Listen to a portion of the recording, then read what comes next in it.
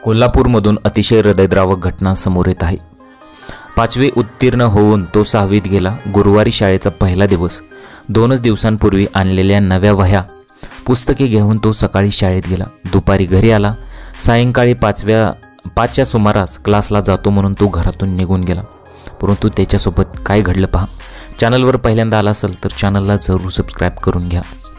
तर झालं असं होतं की रस्त्यावर आलेल्या ओढ्याच्या पाण्यात सायकलसह शिरला आणि बघता बघता तो पाण्याच्या जोरावर प्रवाहाने वाहून गेला।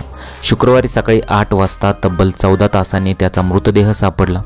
क्लास म्हणून तो गेला आणि घरी त्याचा मृतदेह आला। त्याचबरोबर अमनचा शाळेचा पहिला दिवस अखेरचा ठरला।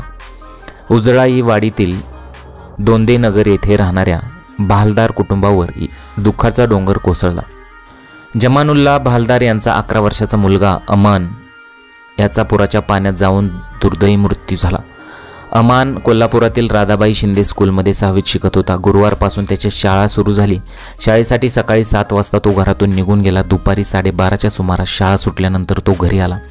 दुपारी 4 वाजता क्लासेससाठी तो घरातून बाहेर पडला। सरनोबतवाडी येथून मनेर मळ्याच्या दिशेने तो चालला होता, मात्र ओढ्याला आलेल्या पुरात तो वाहून गेला।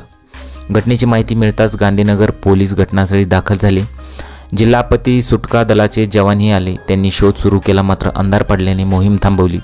शुक्रवारी सकाळी 6 वाजता पुन्हा शोध मोहीम सुरू केली। यावेळी घटनास्थळापासून अवघ्या 300 फूट अंतरावर ओढ्यालगत असलेल्या विहिरीत अमानचा मृतदेह सापडला।